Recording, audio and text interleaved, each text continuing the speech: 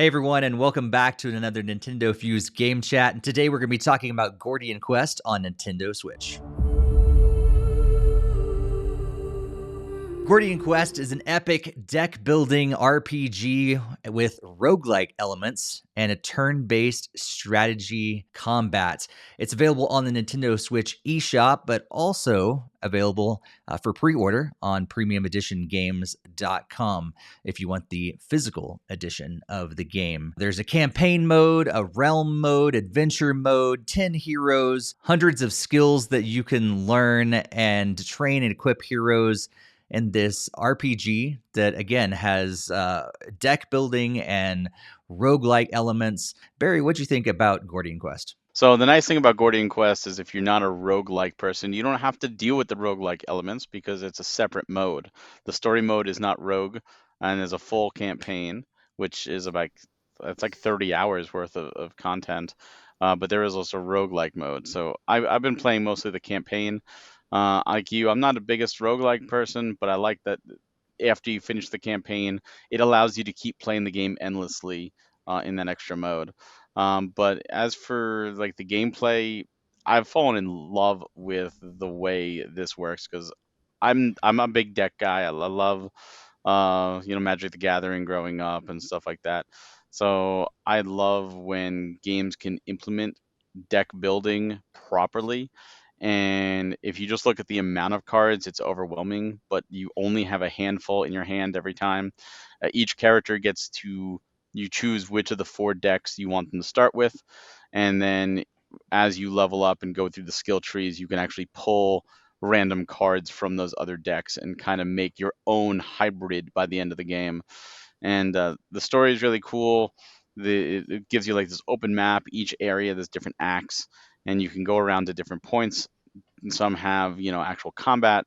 Some have D&D style events, which, what happens and you get to roll, dice to see if you survive or not. There's dungeons to explore and treasure to find. And I think it was done really well, especially when a game is built for the PC and then brought over to console. Sometimes you're worried how it's going to translate because you're dealing with mouse keyboard versus controller. And I thought they did a great job. It's a little confusing at first to figure out, oh, you have to press the minus key or the minus button to get to the top menu and stuff like that. But once you get the hang of it, I think it translates really well considering you don't have a mouse and keyboard to work with. Um, I love the combat. I love how you get the strategic 3 points per turn. I love how the equipment will sometimes give you cards and enhance cards. And, there's a lot of different strategies, different party compositions, and I've just been having a ball with it. It's one of those that I loved initially when I first played it, and playing it again now on Switch. Like it's hard for me to put down. I think I've put like 15, 20 hours into the Switch version alone. Wow. Just a lot of fun. What about you, Greg? From what I had played, I think I just mostly focused on the campaign just to kind of try to see through the story and everything. So they do set it up really well, and it's very framed very good. But at least one of the smaller takeaway things, like they would say, like the recommended level, even like one of the very first things was like level 4, and I was like only like level 2, and I'm like, am I going to get like slaughtered or something? Because it's like saying I should be a lot higher level, but there's nowhere else for me to select outside these two areas, and they're both recommending level 4, and they don't really give you an option to train. So thankfully I just went with my gut and just tried it, and then I obviously slaughtered it, and then I leveled up to like 3 or whatever like at that point. So then it did make me feel a lot better, that it was a lot easier than I was expecting. But I don't know if like that ratio was like not correct, or if that's like the lowest that they'll show or whatever. But that can be kind of concerning if you're showing like a recommended level but don't really provide a way to be at that level for when you are to attempt something like that. So I know that can just create different types of mindsets. I understand like you have to have balance and all of those other things that go into it too. So, and having like roguelike elements where you are drawing random cards, and you might not always get the damage cards. You might just get the cards that are more for guarding, as I've seen a few of the battles I did. Like my main characters were like, oh, you can add 5 to guard. I'm like, well, that's about all I have to play right now. I can't even, doesn't let me attack. So it's like I could either switch spots or just increase my guard, and that was like the only cards I had for one character on a few of the different battles. So that part is pretty cool. But as with other games that utilize like the cards, like you're kind of limited on the options that you can do in the combat. And there was a few situations where I would come like the enemy only had whatever like 2 or 3 HP left, but the only card I had was like do like 12 or 15 or 17 damage left, and it's like, well, do I really want to waste this and overkill the enemy, or risk having the enemy having another turn to further damage another one of my party members? So like that's another part of the risk and reward type scenarios, and it kind of stinks to fall into those kind of positions where standard RPGs, you could just like boom, hit the standard fight command and not have to cast your most powerful spell to eliminate like whatever the slime or something like small enemy. So I understand that's part of the logistics of it, and that's not always my cup of tea. But at least what I did play was pretty enjoyable, though. I do have to Yeah. say. Yeah. I'm the type of person, I just go all out every time. Just hit him as hard as I can and just see what happens. Play my biggest offensive games. I rarely will play defense in these games at all. Like, oh, block, guard, nah. Let's just hit you as much as we can and hope for the best. That's usually how I play these games, and so far it's worked out pretty well. But yeah, I think it's interesting. Like you said, like it's deck building. So you're building this team of 3 different heroes from all these different options you get, and you meet different people in the beginning, and you get to, okay, do I want to add this, and it's really cool to be able to have that story element, I guess, built into a game that is very much like Magic the Gathering, but also has the D&D elements and stuff as well. I think there's a few elements that I think, like you said, Barry, they kind of translate well, but is a little confusing with the menu systems and how it all works out, and you got to learn that as you go along. There's times where I wanted, like, if you accidentally just hit just up or down when you're trying to select your person, and you go, or your cards, and you just slightly go off a little bit, and they're like, oh, but now you're selecting a person again, and I was trying to figure out my cards. That's a little annoying, but I have found it's better if you use the directional buttons. Like, all that just went away when I took my finger off of the analog stick and went to the directional buttons. Didn't have that issue anymore. But yeah, I think it was fun. It was easy to get. I'm always a little hesitant with anything that has to do with like similarities to D&D in a real game, because like, oh, I'm rolling, but is this really random, or is the game like telling me I got a 20 when, or I actually got a 7 or whatever when I'm supposed to roll? So far, it's worked in my favor every time, but at the same time, I'm like, is this really random, or is this kind of gamed a little bit?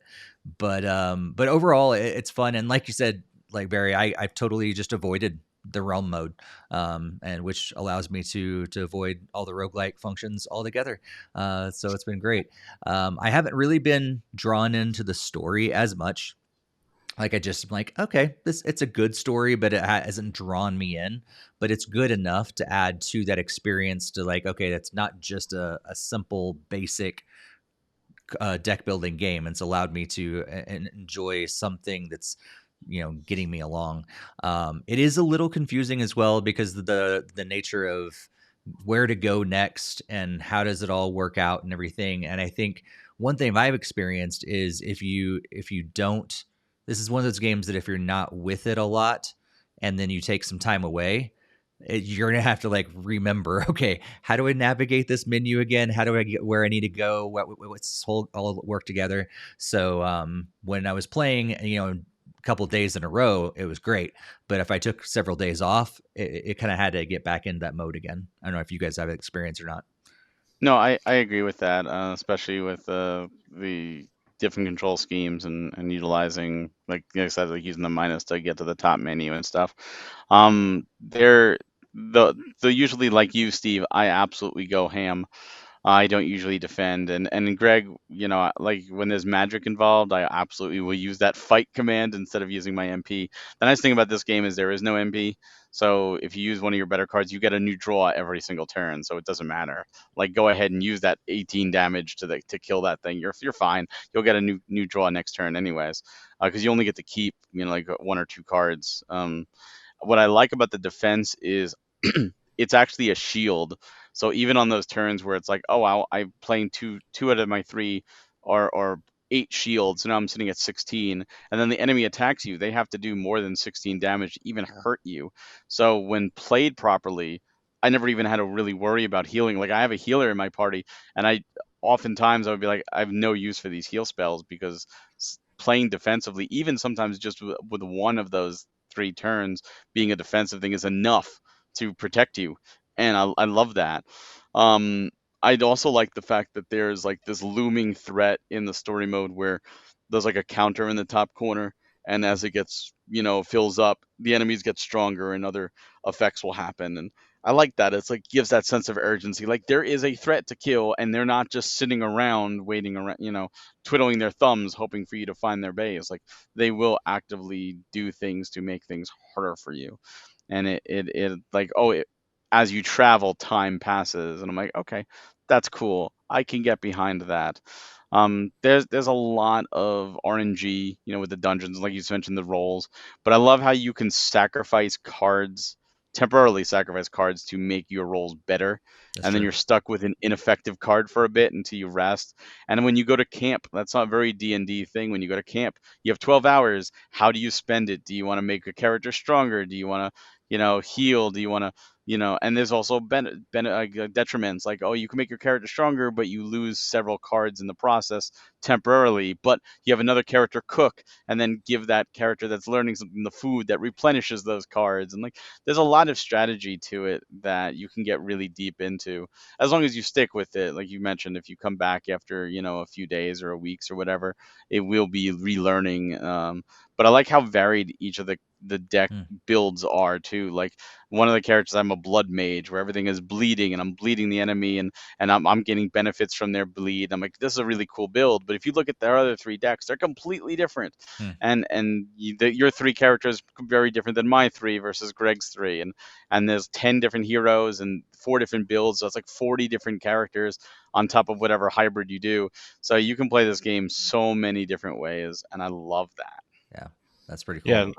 yeah, because I think I used like the fire mage or whatever, so like everything like was inflicting burning, and then like Hmm. some stuff becomes more potent, like if the opponent is already burning, and then it's like will inflict like bleeding in addition to burning, and then then the damage is like multiplies, and like Hmm. you can really do some devastating damage to some of those early monsters. But Hmm. um, even like the combats, I did appreciate that some of them were like in like waves. So just because you see like whatever two or three initially, then even if you don't like even if you defeat all three of them, like three more or two more might just like appear afterwards. So that's also kind of cool too, where it's not just like a one and done. Like okay, your Dragon Quest, you defeat all the enemies on the screen, and then like it's okay, then you're moving again. Like no, like there's actually multiple waves to go through because it's like that sense of urgency that the gate is under attack or whatever, and then there's like multiple waves of enemies coming through and to use all the different spells. So that was definitely appreciated too. Um, Hmm. just I mean, like you guys, I did use like pretty much all my damage spells first, but then I came down to like, well, I'm holding 3 guard spells that I can still use like another turn or two, and then it's like, well, I might as well just use the guard. And then, as like Barry Sure. said, you don't end up really taking much damage because it's still, at least early on, because like the enemies aren't dealing as much damage. So then it's basically a free block for like 0 damage or like 1 or 2 damage or something very small and inconvenient. But Hmm. Yeah. I think it was really good for me because I've played D&D before, but I've not played games like Magic the Gathering, and I think I've always been a little hesitant, I guess, to play games like that because I wasn't sure, am I going to get into it or whatever. And this, I think, is a really good game for someone that hasn't even dabbled in that kind of an experience. It holds your hand enough to walk through the beginning of it, and I was like, okay, I'm getting into this. And it's almost kind of made me want to go back and like maybe would enjoy games like Magic the Gathering or something because of this experience. So it's been cool to kind of widen my horizons about this kind of genre of games as well. Well, the game is currently $5.99 on sale on the eShop, but normally it's $19.99. That sale ends on June 1st for $6. That's a steal. But for the regular price of $19.99, at least eShop, and then, like we said, the physical version is going to be available for pre-order on premiumeditiongames.com. Greg, what do you think? Is this worth the full price? I do. I mean, there is a lot there. There's lots of different modes. You can add in like just the straight up story mode, or you can pretty much enter into the endless mode. So like for $20 and you really like these deck style RPG and strategy games, this is be a really perfect pickup. If you're kind of like on the fence or maybe not necessarily the best with like those kinds, that still might be it definitely be worth it at the $6 price it is now. So if like it is intriguing, I would definitely encourage anyone listening to pick that up as soon as possible. But yeah, I think if the style games are your cup of tea, you should likely enjoy this. And Yeah, like you don't have to play the roguelike stuff if you don't want to, as we've already stated. that's true. Barry, what do you think? Yeah, 100%. I've had such a blast with this, and I like, as much as I don't like roguelike stuff normally, I like that there is a roguelike mode for you to do either right from the get-go if that's your jam, or even when you beat the game, because so many RPGs, you beat the game, that's it, you turn it off, you take out the disc or the cartridge, and you don't usually touch it for years until you want to revisit it. But to be able to take those parties of characters you love and just keep playing and see new things and new experiences, especially to challenge yourself. Like, oh, can I, this battle was easy. Let me ramp up the difficulty. Let's see what happens. Let's see if I can do it. Let's see if all the skills I've learned and the strategies I've learned, I can overtake and overcome. And this game has, like Greg mentioned, endless mode. Like there's infinite gameplay in this. So for $20, it's a steal. Absolutely. And obviously as a physical collector, I got to recommend the physical to own this. But there's a lot to this game to keep you coming back, in my opinion. Yeah, yeah. I mean, it's not going to be for everybody. Not as everybody's going to enjoy this type of a game. But if you think you do, man, there's tons of content here for $20, and all it's on sale for $6. Yes, that is a steal for this game for sure. And yeah, check out the physical if you want that as well. But yeah, thank you so much to the developers and publishers as well, Maximum Entertainment, for giving us an opportunity to play this game and review it and talk about it for you all. And thank you all for tuning in to this game chat. If you want to see more of this stuff like this, be sure to subscribe to us here on YouTube and also check out NintendoFuse.com as well. Barry, Greg, thanks for joining me for this game chat, and we'll see you all next time.